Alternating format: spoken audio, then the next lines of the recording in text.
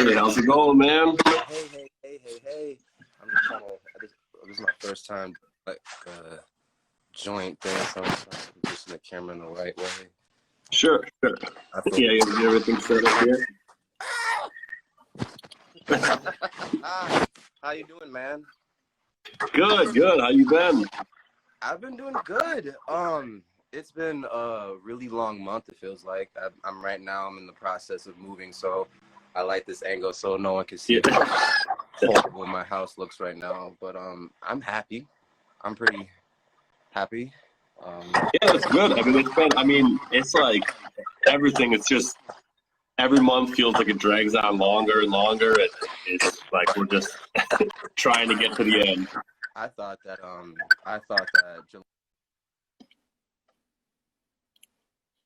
I think I lost your audio here. Wait, can you hear me now? Yeah, I'm gonna cut in and jump back out. There's a lot of feedback coming in, so I'm gonna jump out and jump back in. Gotcha.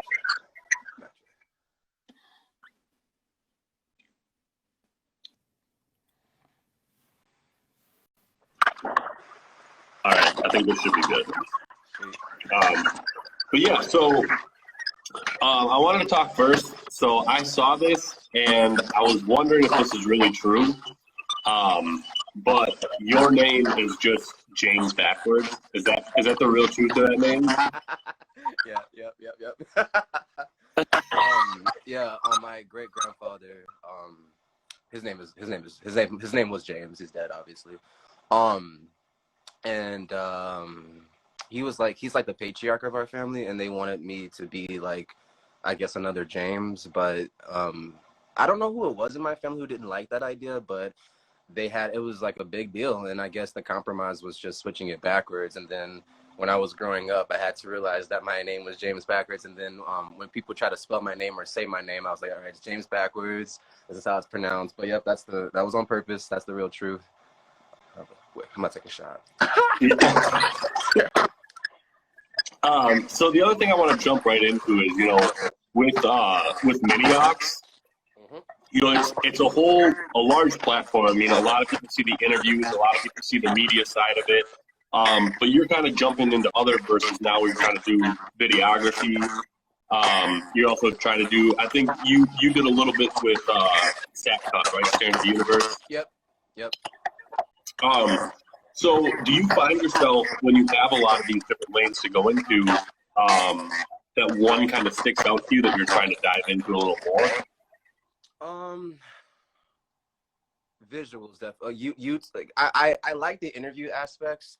The one thing that I always wanted to do, even when I started, was visuals.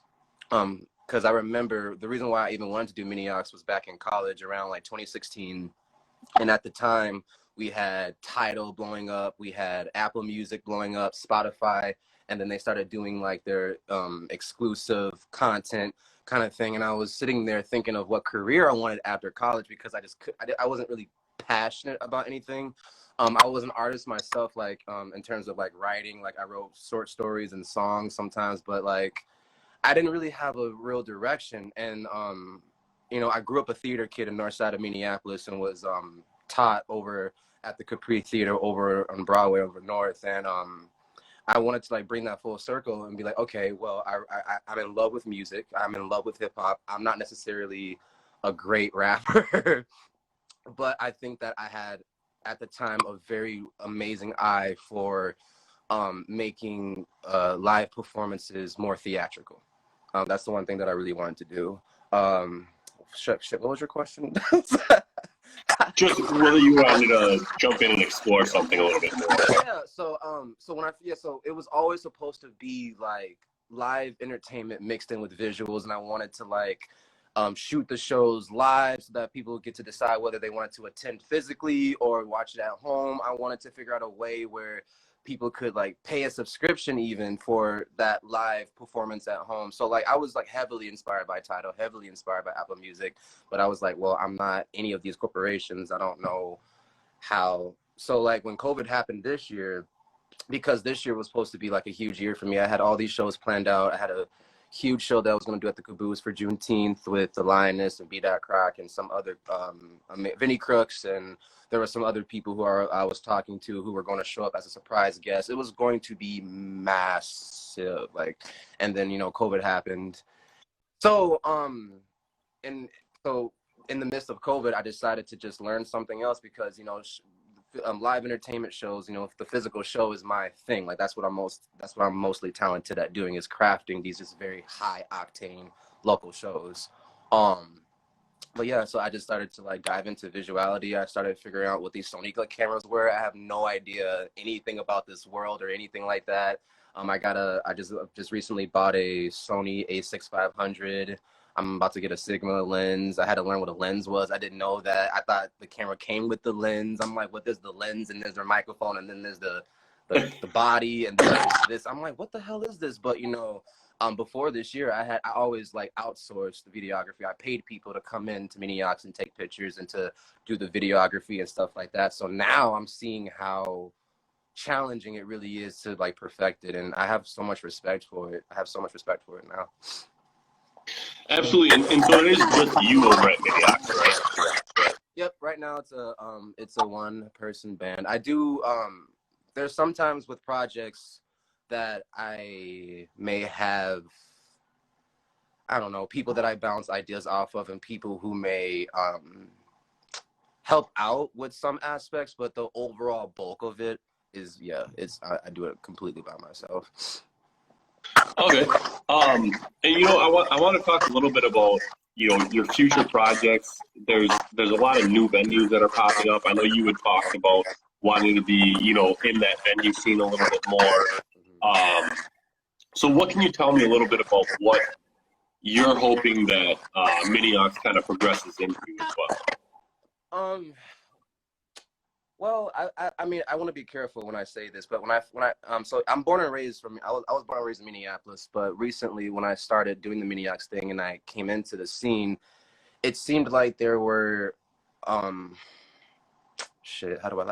pockets of groups of the local scene. It wasn't this, and I want to be careful when I say this, but it wasn't this big supportive like group hug kind of local scene. It was supportive, yeah, but you have this squad over here, you have this squad over here, you have this squad over here, and then on the, I guess, the mainstream local level, as I like to say, you have these top dogs who can walk into any venue and sell out and do whatever the fuck they want. So I thought that there wasn't enough support for these groups of people who were kind of doing their own thing. So I was just sitting there like, I don't have any desire to really go to LA. I don't have any desire to go to New York. I don't have any desire to be a part of the mainstream lifestyle.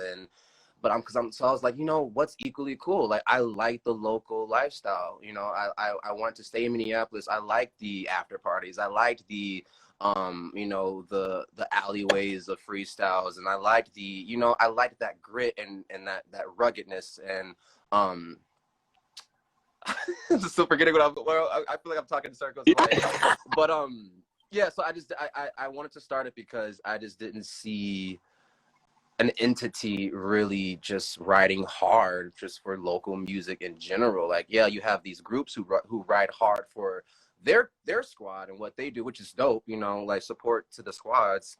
But there wasn't, I didn't see a thing that was like, okay, everybody, let's come in for a group hug, group picture kind of thing.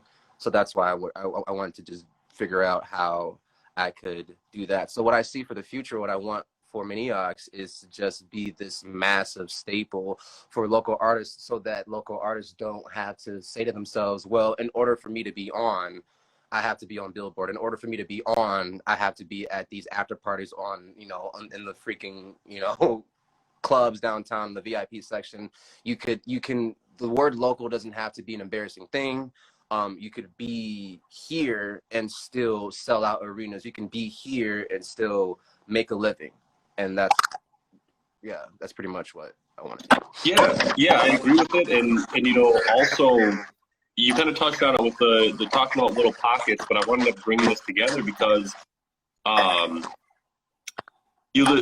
we talked a little bit the last time we had connected about the city and the sound of the city, like what really is the sound of the city, if you will. And I think it's hard to describe, not because we don't know what it is, but because it's so many things. I mean, you have Bob Dylan, you have Prince, you have the guys at Rhyme Sayers, then you have Mimic Revenue, you have, you know, all these younger guys, Alan Kingdom, Mod Sun, like there's such a vast array of music. But I always thought Prince really touched a lot of different artists in a lot of different fields. So he's one of those ones I put up at the top. But my question to you on it is, do you ever see, you know, there being like one specific sound of the city that we're going to converge on? Or do you think it's going to kind of always be one of these things where we're constantly diverse in our music? Constant diverse. Minneapolis will never be unified in sound. Minneapolis will never, ever, ever, ever, ever, ever, ever, ever be unified in sound, strictly for the same reason what you just said. There's way too many people, and there's way too many people who are too talented at too many different things for there to ever be. Now, granted, there may be a unified sound that maybe at times be more popular than the other sounds, but which I guess now that's maybe being hypocritical, because when that happens, when there's a sound that kind of overshadows the other sounds, people from out of the city or out of the state say, well, that's me, that's, you know. But to the people who are native here, no, you know, like, you know, no, that there will never be a unified sound, and I think that's a good thing. I think that I think that it is possible and has always been possible in Minneapolis for there to be all these pockets of sounds and people, and for people to put food on the tables for their families, and for people to have their own Hollywood within their own groups and sectors and genres of people. There never need there was never a reason ever in Minneapolis to have anybody or anything be the dominant form of what the sound of Minneapolis will be. Absolutely, and I think it also allows for a lot more creative sounds to come out of it as well. I mean, I was talking about this. You think about some of the big names that are coming up right now, and like Dua Salih, Nerdy, Student One, Y Khalik. I mean, you're talking about all different sounds, and you got Nucky Plaza. Like, they're all vastly different sounds. So when you go to a local show, you can get this, like, you may have three guys go on stage that all sound differently, but all kind of have that one thing in common, and it makes for you're not going to know what you're getting when you go there. Usually, I would leave away really pretty happy. It makes for an entertaining show. It makes for one entertaining. That's the kind of show you want to go to. You want to go to a show that is not predictable, like the same sound the entire night. That's yeah. Sorry. Well, and it's funny because I remember one of the first shows I went to when I was first moving here was MERS opened up for Propaganda. And the girl I was with, she was telling me, she was like, are you even having fun? Like, you're just kind of standing here. And I was so entranced by Propaganda that I wasn't like paying attention to anything. Like, I wasn't dancing, I wasn't moving. I was just like, what am I seeing right now? And I've had that experience a lot of times here with local artists where I've gone to a show and been like, you know, when it first started, I was so excited to see these headliners. The more and more I was going to shows, I was like, man, I'm kind of excited to see who they're going to put up first, because, like, I know what the headline is going to be. I'm excited to see what the next person's going to do. And that's the kind of show you want to go to. You don't want to go to a show where the headliner is, you know, obviously going to be spectacular, but then you put in these like kind of whack fillers in the meantime to get to the spectacularness. You want, yeah, that's another thing too. I mean, and I want to be careful when I say this too, but like I just felt like when at least the shows that I was going to because I started Minneapolis back in Duluth. Duluth had little to no hip hop scene up there, and I don't want to disrespect those guys either, because those guys put in a lot of work. The people who were there keeping the scene alive, but Duluth as a whole just did not really have a vibrant music scene in general. And then when I came back to Minneapolis in 2017, and I started going back to like local shows, it seemed like people would just go on stage, rap with no entertainment, no crowd engagement, and then get off stage, and then they would do that same formula over and over again. And then that's what I was trying to figure out, like, okay, why do people or certain people feel like local artists don't take themselves seriously? Why? What is that and then when you go to these shows, you're like, okay, and it's not all, it was never all the local, there's a pocket, like I said, there's pockets of people who took their shit very fucking seriously, and then there's other local shows that you go to where it's just like, man, dude, like, this is not entertaining. It's just this weird formula of, this guy raps, whatever, and backtrack, you can't really hear him. You can hear his like song, you can't really hear him. He gets off stage, the next person comes on, each artist sounds exactly the same. It's so, yeah.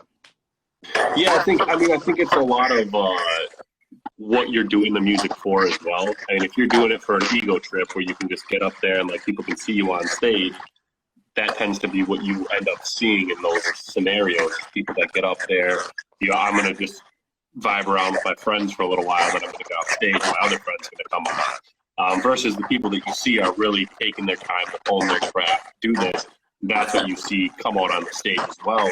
I've always been somebody that thought, like, if your stage show isn't good, like, I don't consider you really that good of an artist, because no matter how great you can be on a record, if you're not able to present that to people live, you're going to make, whatever you can sell on record. And that's the thing. There are a lot of artists, a lot of people in this city and St. Paul and around who are amazing artists, but when they get on stage, it's just like, yeah. Where's that where's that transferable energy? Where is that studio energy? And there's some people, oddly enough, who could be amazing entertainers and can engage, but like, they don't have that talent, so it's magic when you could combine both entertainment and bring that same energy in the studio to a live situation. Yeah, I think you can see it in some of the artists that are like major artists. I always considered, what Lil Uzi Vert was doing there for a while. I feel like he wasn't able to put the music out that he wanted to, so he just worked on his live show. And his live show was... This dude jumped off. He like jump off a fucking... It was like 20 feet tall, 20 foot tall building. It's just like... Travis Scott, too, is another person. Right. Even though he was always able to like release his shit, but like Travis Scott's another person who, like, when you buy a Travis Scott ticket, you expect a certain level of insane octane that could be dangerous. Sorry, I'm just reading the comments. I wanted to keep writing and loved rap, but knew it wasn't paying. Okay. Yeah, and that's the thing, Travis Scott, that still is going to go down as probably one of my favorite shows, was seeing him at Soundset. And I mean, part of it was there was a massive storm came in at the same time, and so the backdrop was just crazy on it. But all in all, like, that was just a wild show that I just went like, that's what I remember. What's that? What year was Travis Scott? He headlined... I want to say it was 2017. Was I there? No. I'm trying to think of who all was there. What year was J. I remember Travis Scott specifically being there because a massive storm rolled in. I believe that was the same year as T.I. and... Because my first sound set was J. Cole, Ice Cube, Ludacris, and Big Sean, I believe, was there too. That was back. That was insane. Like 14, I think. My first came in 2016. One of the teams. Yeah. And then that was the year before they moved to the State Fairgrounds for whatever that was that year. Oh, I think that was the same year Jason was went, because I was we are and were a squad at the time, and that's Jason Creative was on the bill that year for the Go 95. So I remember that year specifically. Yeah.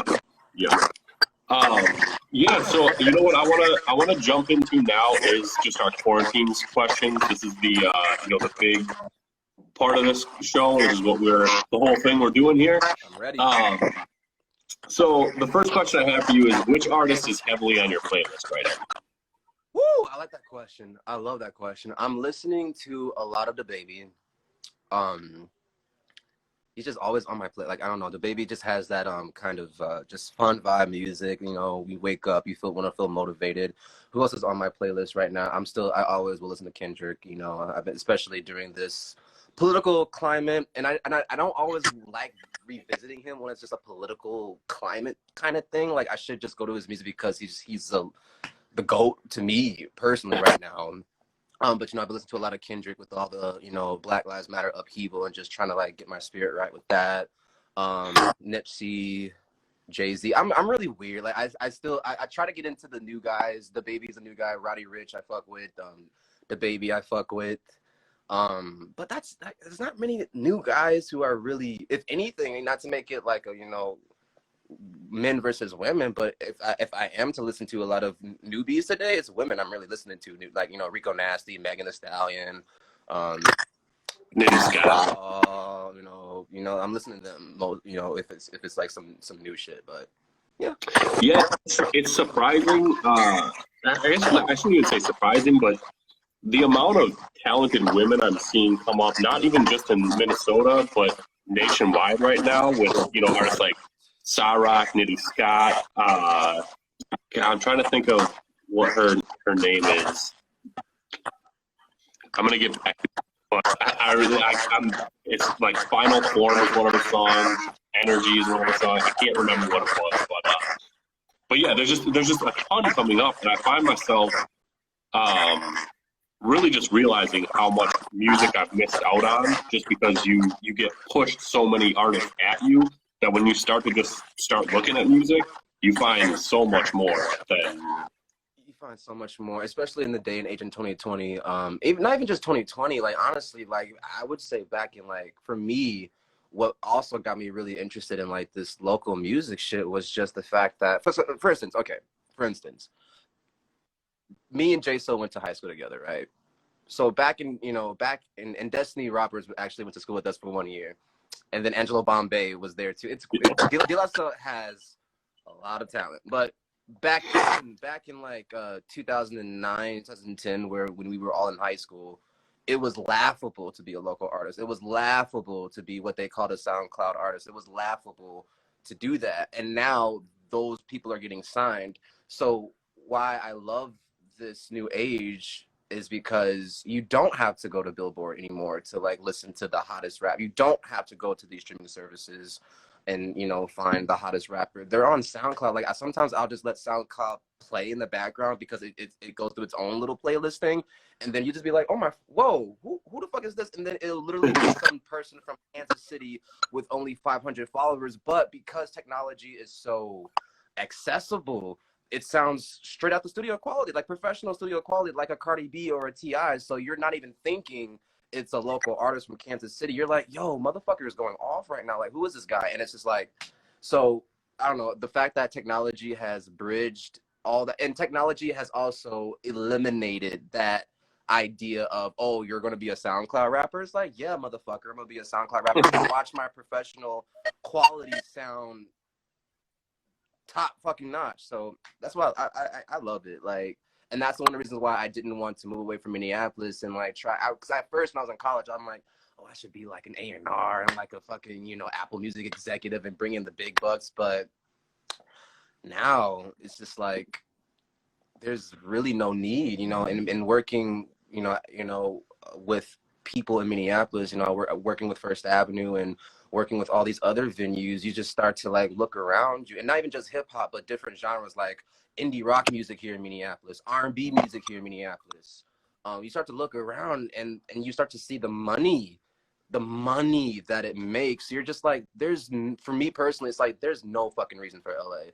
There's no reason for New York. There's no reason for Miami. Now, if you go there, it's like, I understand like building your brand, you know, build your brand, you know, like, you know, go to London, like travel the world, build your brand. But as far as making something of yourself, as far as feeding your family, as far as making the community eat, oh my God, there's so much money here. Like, and yeah, there's so much money here. There's so much money.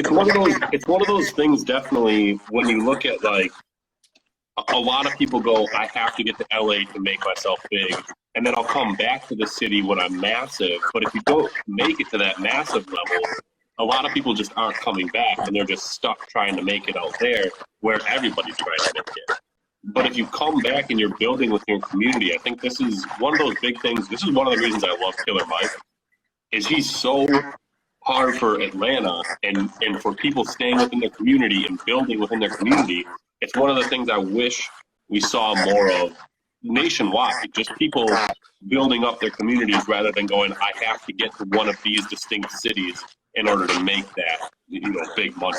Facts. People know, yeah. Killer Mike is somebody who rides hard for Atlanta, and that's what we need. Like you said, across the board is like, I get it. New York, Los Angeles. It's like, it's that story. And there's some people who do go, who make it. But at the same time, I was talking to like Alec a couple of like months ago about this whole entire like LA thing. He was like, moving to LA is like you want to be on before you go to LA. It's really challenging to be some local artist from Minneapolis and then move to LA with, unless you have a lot of money in your savings account, and then you're competing with the world because artists across the globe go to LA. Like it's a whole different Shark Tank. And then people, I mean, I've never been to LA. For like 18 years, but people tell me that it's just a superficial place of like, you have to one up people, you have to constantly sell yourself, constantly prove yourself, constantly, and all that energy it takes to do that, my personal opinion, that would take away from my artistry. That would take away, unless I was a Lizzo and I already came into LA being fucking Lizzo, it's different. That's a difference. So me personally, just being what I consider a nobody, I couldn't just go to LA and be like, "Hey, I'm Sem Hyena," unless I had a hit single. And then when you want that hit single, you collab with people and try to get on. I remember I was on the clock, and I shouldn't always like anyway.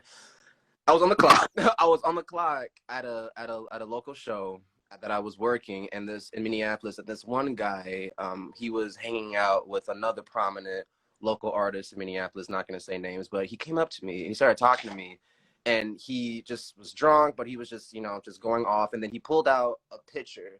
He was like, here's me and Blueface. Like, I went into this VIP party with Blueface, and I took this picture of Blueface. And in the picture, Blueface looked very just uncomfortable and just didn't want to be there. My point in bringing it up was that this guy who was talking to me was trying so hard, because I was on clock at a very prominent venue, and he was just trying so hard to like keep up with the Joneses, and he was hanging out with this very prominent Minneapolis artist, and he was just like, and I just wanted to talk to him, I just wanted to just like, talk to him as a person, but he was like, yo, I'm kicking it with Blueface and all this stuff. So my point is just like, it just creates this fakeness, it creates this weird keeping up with the Joneses. I need to keep up with appearances. I have to be that motherfucker in the room, and you have to gawk at.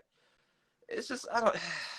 It's just. It's definitely a hard thing. It's something that I, still try to get away from. When we're doing this, I mean, you're talking with a lot of people. You're interviewing a lot of people that are either big in the city, big nationally, doing all that, and it's. At times, when I first started doing it, it was really hard to not be like, oh my God, Mateo, who I'm going to be with. But then as I started to like meet these people, you start to realize just how human they are.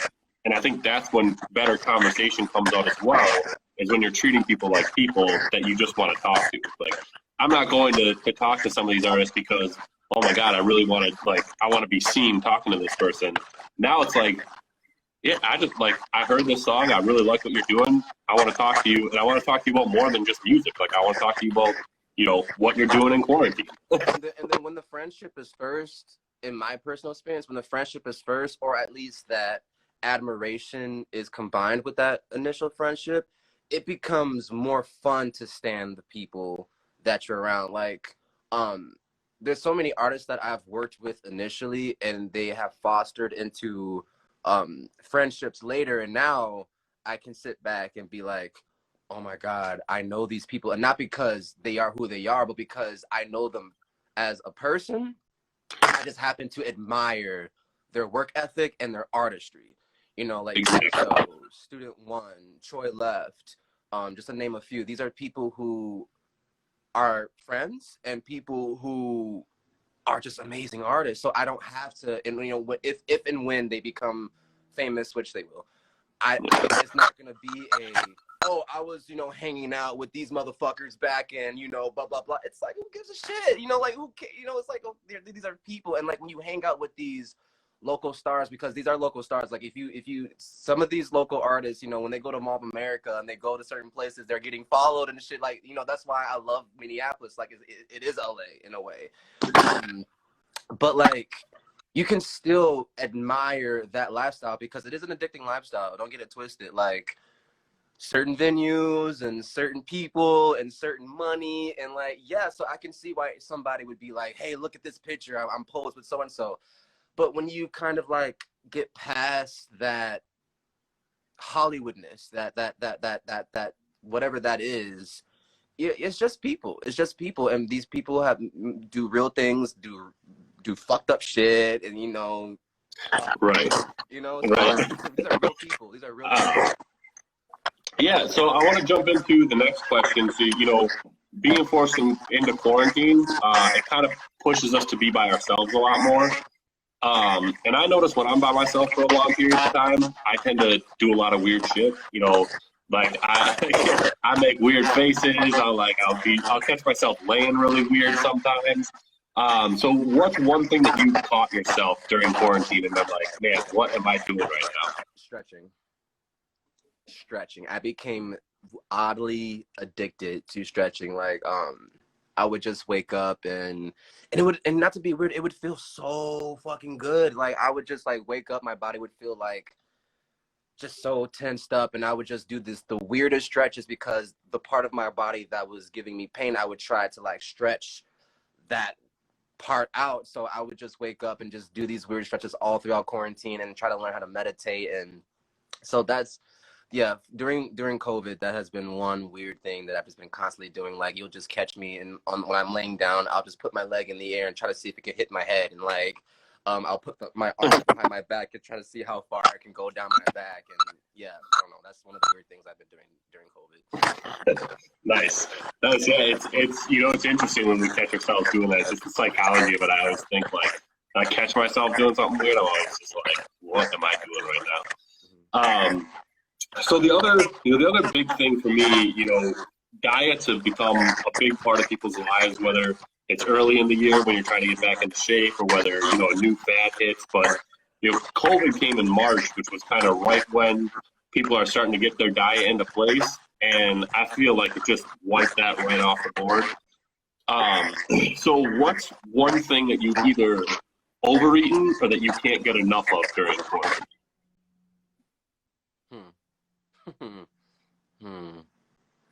So I've been, I don't know why, I've been eating, I wouldn't say a lot, but way more. First of all, I've never really been a Subway fan before. Quarantine is just not a restaurant that I really gave a fuck about. And then when COVID started happening, I would go to Subway and order their meatball marinara footlong sandwich and put like provolone cheese and a bunch of spicy shit. That's one thing that I've been, if I'm going to Subway, I'm getting that. And I walk around Minneapolis a lot, so I'll see a Subway and I'm like, oh, I gotta get a meatball marinara sandwich. Not gonna lie, liquor, like overindulgence of liquor, way more, and not like alcoholic levels of liquor, but just way more than necessary, just because of just not being able to leave the house. So, and you know, I'm not trying to like advocate people not being sober, but it's like, a person like me, you know, just being encased in the house, and I'm very extroverted. I need the nightlife. You know, before COVID, I was mostly working nights, and loud noises and just constant drama that I loved. And then, you get peace and quiet, which, you know, boohoo me, but you get peace and quiet every single night, and you're just like, it's boring. Where is the shot of Jameson? It's, you know, it's like it's just. I've been smoking a lot, because I, you know, love my marijuanas. That's my name, Son of DeGeneres, on across social platforms. Yeah. As soon as yeah, yeah. No, that's fair. To be like, why am I doing this? But like, Yeah, I mean, and the thing is especially now, there's less of the like shows to go. There's less of the things to go to. So you're finding yourself wanting to do something, and why not turn up at home, play some live music. Specifically for, COVID has looked different for different people in different places, but for Minneapolis, and picking on myself, specifically a South Sider. Yeah. Listen. No shame in me drinking right now. No shame in me. Like, COVID was already challenging enough. Losing 2 jobs that I'm passionate as hell about was hard, and then unfortunate circumstance in the South Side of Minneapolis was spiritually crushing. Like, fuck finances and fuck anything else, but what happened to George and the anger, the righteous anger thereafter, was so emotionally toll. Like, it just took a toll. It was just it was just so bad. It was just so bad. Like, it was just so bad. So, like, even coming out of that, because that was like what, like late May.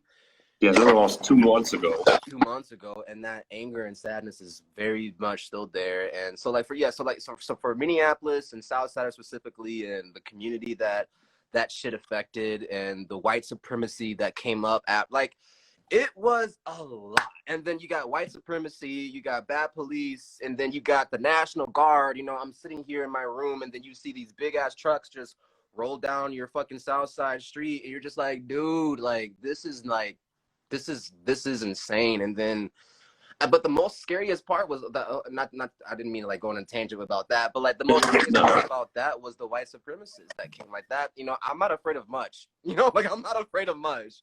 Like, I like to consider myself somebody with a very, very, very, very tough skin, but white supremacists, that was some scary shit. That was some scary shit. Like, people with no conscience, no type of idea of like that was some scary shit. That was some very scary shit. Absolutely, and all of that combined, and we forget about, like, all the allegations that came out shortly after that as well, and it just felt like things kept compiling, and then you were seeing people losing friends. You were seeing everything just kind of compile on top of one another, and honestly, that brings me into the next question here, which is, because 2020 started with the loss of Alexi Alger, and it just felt like then you had Kobe, then you had COVID, then you had George Floyd, and then you had the assaults, and it just kept going. But what's something that you've been able to find in yourself to help you kind of decompress and de-stress and kind of just get your energy back up?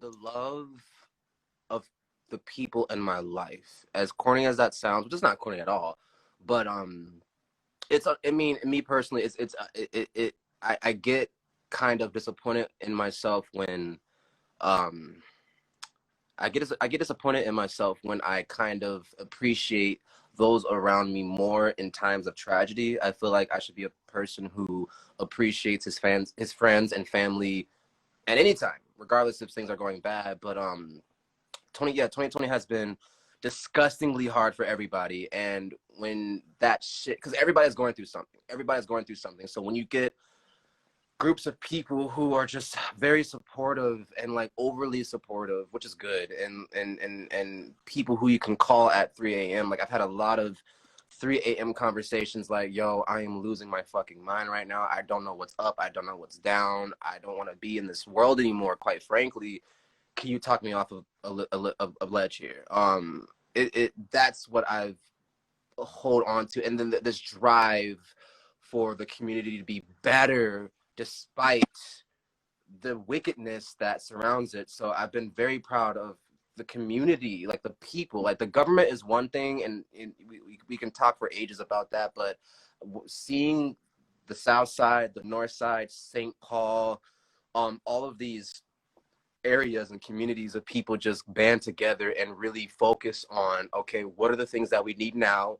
What are the things that we need in the future? And how can we keep this trend going so that we never have to ask them for shit again? And so my friends, my family, and my community, those are the 3 things that it's just, COVID's been horrible, but man, the biggest blessing of COVID, if there is a fucking blessing in this horrible COVID thing, is like it just makes me fall in love with my hometown even more, you know, and maybe not in, like I said, not in love with the people who govern my hometown, but the people. It's always the people that kind of snap me out of it and say, okay, no, life is worth it. The city is worth it. And after George, I was like, burn Minneapolis down. I don't like, just, I don't give a, like, I don't care. Trying to heal from that pain and just looking at the community and being like, no, we can't burn everything down. This is our community. This is our city. You know, this is our shit. But still, like I said, the anger is 1,000,000% righteous, and sometimes some shit gotta go. You know, like sometimes some shit gotta go. I'm talking in circles, but like, yeah, it's the community, the people. It's always people that kind of bring me back to center. Yeah, absolutely. And I also think, you know, you talked a little bit about there's that love, and sometimes I mean, it's easy to find hate in the world. You can jump on any social media platform, you're going to find it in droves. But I think sometimes it is important to step back and realize that there's all these people that are doing positive things, that are doing really well in the world and for your own world. Because it's easy to start seeing all the crazy shit that's going on around you and then start to turn that hate towards the people around you, and you have to start like, do I really trust this person? And that's when you start to get in your head. And when you start to realize that like the world is out there, but the people that are around me really do care for a reason. Like they're around me for a reason. I think that's vital. It is, and I don't know. Like, yeah, let's just say it one more time. Like it's been like there's been so many people, you know, yeah, I don't know. There's been so many people who has reached out to me and was like, you know, are you okay? Is there anything I can do? And that alone was just so healing, like, because during this year, man, there was many moments where I was just like, I feel so dead. I feel so alone because like, and for everybody, like, I mean, it just bears repeating. Like, people not only lost a prominent, powerful person like Lexi Elijah, who was just, that's too much to even talk about. And then you get Kobe, and then you get all this stuff, and then you get people losing their jobs, and then you get extroverts who need to be around people, and then you get George, and then you get all of these sexual abuse stories from the women who were brave enough to come forward and tell their truths, that like as they've been telling it for years. We haven't been fucking listening, but you get that shit, and then it's just so much fucking healing that needs to take place. And man, it's July. You know, it's July. We got 5 more months of this shit, so it's just who knows what August, September, and October, November, December was gonna fucking look like at this point. It's I never want to. We're creeping up on August. What was that? Well, hey, the last question I have for you is, you know, we are starting to see a little bit more stuff opening up right now, you know, with people. Hopefully this mandated mask is going to start to, you know, help out even more, and we're going to see really the benefits of it. So what's one thing that you just can't wait to re-enter society? You already know, man. The music venue is my church. That's my church. That's my holy sanctuary. That's the place where, and that's why this COVID has been very hard. You know, like, first of all, 2020 hasn't been nowhere near the hardest. Yeah, it hasn't been like the hardest year of my life in terms of the things that I've survived. But like the music venue, whether it was First Avenue, the Caboose, whether it was Honey, like that's the place where I go to a local show, and it's like, everything is going to be fine. Everything's going to be fine. Like you bump into other people and other artists and other fans who are going through equal, if not worse shit. And you kind of just feel a sense of solace. And then like, and the artists on stage are like their own preachers. It's holy. It's just it's religious. It's spiritual. That's what I miss. So like, you know, and the thing is,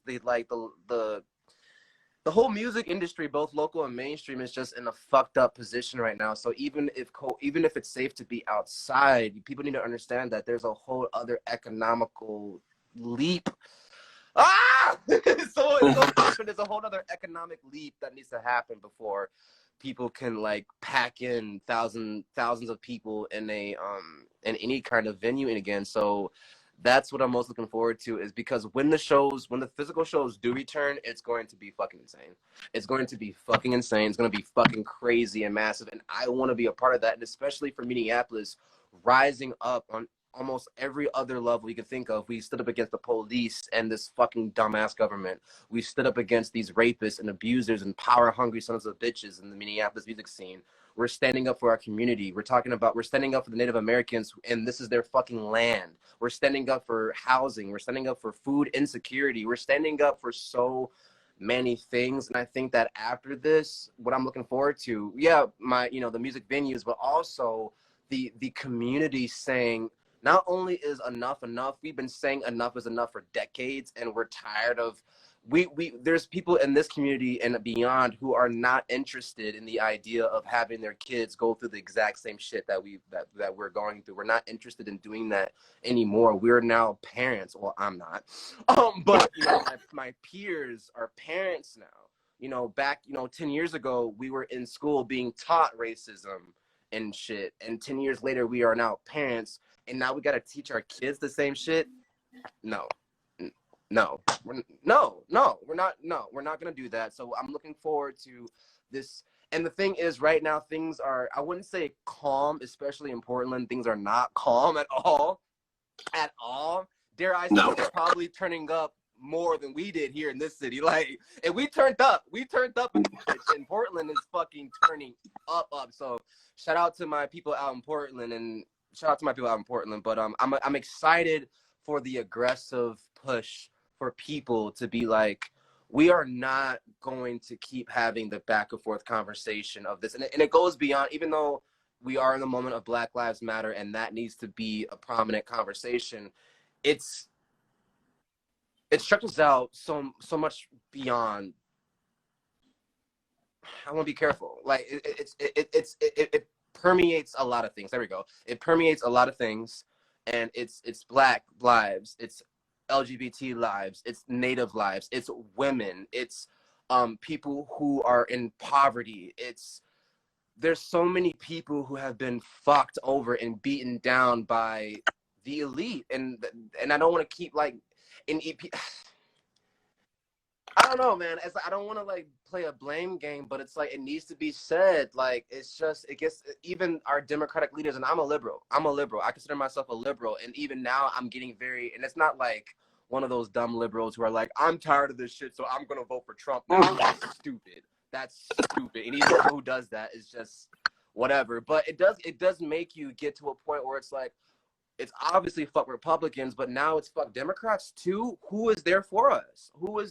Because right now, the people that I represent, we're looking around and there's nobody, either Republican or Democrat, who gives a fuck about the peasant, basically. Yeah. No one gives a fuck about the peasant anymore. So anyway, yeah, I'm talking. Yeah, we can go on about government and everything, because I mean, I think you'd find that there's people on both sides of the aisle that actually believe, a lot of the same things, where they're going to push, there's certain things that a lot of people aren't going to believe on. Mm-hmm. Usually it comes down to religious beliefs that really cause a big hammer. But you're going to see that a lot of people agree on a lot more things than they disagree on. And that's the point of driving that wedge, is to go, well, if you believe this thing, then you have to vote for this guy. And they pinpoint that really big belief that people need, and then skip over the fact that, like, a lot of the things that we want are all the same thing. But then we have these big differing points that they just hammer home, and they're like, well, then you have to vote for this guy, you have to vote for this guy, and that guy wants to take that one thing that you really care about away from you. Not like I said, we can go on and on, but my last point on the government side is that we pay too much attention to the presidential election. We don't give a fuck. I mean, I should say we don't give a fuck, but we should give more of a fuck about our local elections and the things, because I think that what protesters saw during that George Floyd shit is how powerful Minneapolis is as a force, as an army militant force. We saw how powerful there was. So like I think that people, yes, the presidential election is very important, but the president, to me, even though we're seeing this president do the most, that's not the most important thing. I don't care about Trump that much, to be honest. I mean, he needs to go, but like my focus is the people who are around him, who are far more intelligent than he could ever be, and intelligence mixed with pure evil. Like Trump is an idiot. You should be scared about the intelligent people who are doing intelligent evil things. That is ridiculous. Right. And anyway, our local election. So we need to be. I think that and I've had to check myself on this. It's easy to be outraged because they know the buttons to push.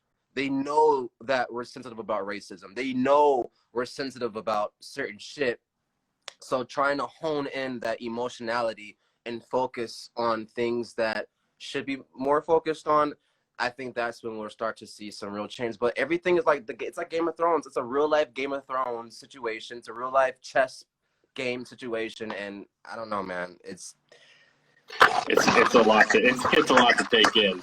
Well, hey, I want to give the last little bit here to you to just kind of tell everybody about anything that you have coming up, any merch, any projects, anything that's really in your future, and just talk to them. Yeah, I'm very excited for the future. I've been partnering a lot with Cloud Surfer Gear lately. Cloud Surfer Gear is actually a company founded by my cousin, my blood cousin. So Mini Ox and Cloud Surfer Gear actually share the same bloodline, just ran by two different cousins. Shout out to Donzel and Emily and Rick. We're trying to possibly do like a Mini Ox Cloud Surfer fall hoodie exclusive thing, but it has to be raw. Like it's gonna be a raw hoodie, so look out for that. I'm personally, it's my first time even saying like I'm personally working on an indie rock project. All right. I know, right? It's weird. So I'm excited about that indie rock project, and I'm also trying to do this Patreon thing where I think they do this thing through Vimeo where you can do like exclusive videos. I'm moving into a house in less than 2 weeks. Jesus, by August 1st, I got to start packing, which is why I'm at this angle right now, because if I actually showing my house, it looks disastrous. But I'm in the process of making moves right now. If anybody wants a free couch, holler at me. I'm in the Minneapolis area. But the new house has a big basement, and the fellas and I are trying to create a studio.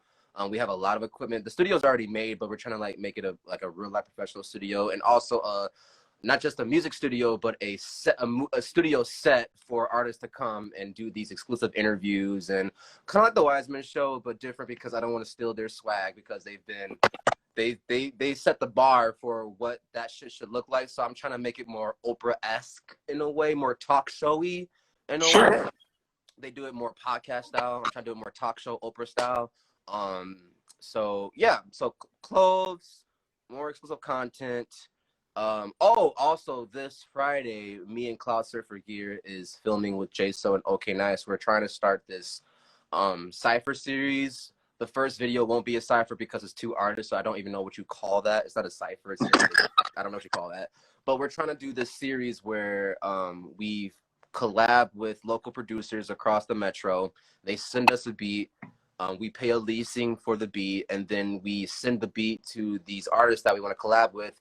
And it's kind of unorthodox. So we don't, instead of like going into a studio because it's COVID and not too many people want that kind of energy right now, but instead of going into a studio and having them record a track and then we shoot the video over the recorded track, and we're trying to do a live thing where we like bring a loud ass Bluetooth speaker and they spit what they delivered organically and raw right there. Kind of like how Tyler the Creator did it with like Frank Ocean and Sid and like I don't even remember that video. It's like the Odd Future video where they were in this room. I'm not sure though. It's fine. But like it's a more like organic raw thing. So we're doing that with Jason OK Nights on Friday, and then we're gonna continue to do that month after month after month in hopes to just do that very same thing that I was talking about, like create this community of new people, because we believe, Minneox and Cloud Surfer believes that there is, and everybody else believes that there's this new generation coming in Minneapolis. Like it's a whole new chapter. And I think that's why everybody's not upset, but passionate about shit right now, is because 2020, 20 years into the 21st century, we are ready for a new chapter. So yeah, it's just it's a bunch of new shit coming incredibly soon. Awesome, man. Well, hey, I'm looking forward to it. I'm looking forward to seeing all of it and the indie project. Hopefully that indie rock project comes up hard. And I just wanted to say, you know, again, thanks for sitting down with us tonight. It was dope to chop it up with you. Hopefully, you know, we can get out, hang out again soon. It's been a minute, but it's needed. Absolutely, man. Isaac, thank you so much for having me on Upcoming Hip Hop. This was fun as hell. So absolutely, man. Hey, have a good night. Get the packing. Thanks, man. You too. Have a nice night.